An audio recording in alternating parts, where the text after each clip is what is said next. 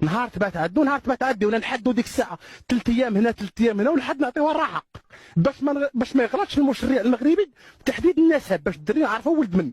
هي قالت لي بانه كنبغيك، كانت معايا البارح قالت لي بان كنبغيك وراجل الاخر ما كنبغيش وتزوج بيا غا. انا اللي ما فهمتش هي الكاغي دايره في 31 شهر 8 2017، ولكن البحثه جابت واحد الدري ولد مرتي، ولد ضري، ولد راجل الاخر، ما عرفتش نقول ما، حيت هذه عمري ما، هذا المصطلح ما كانش ديال ضري، امراه ضري كان تيقولوا ضرتي، دابا ولا يقولوا ضري، الجديد ديال 2019 هي ضري.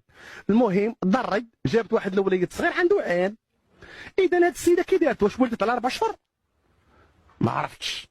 المهم انا كنطلب من تصل بيا ويجي ونريح انا وياه ونتفاهموا على الشروط كامله.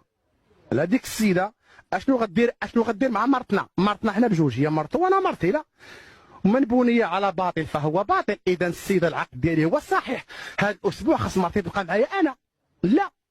وانا كنت غايب من 2017، انا راه كنت غايب من 2000 من زوجه كنت غايب. اذا هو راه استغل هذه الظرفه ديال عام و4 اشهر، خاصها تبقى معايا انا عام و4 اشهر. دابا تجي عندي عام و4 اشهر وعاد نقسموا، عاد نشوفوا مع من تمشي.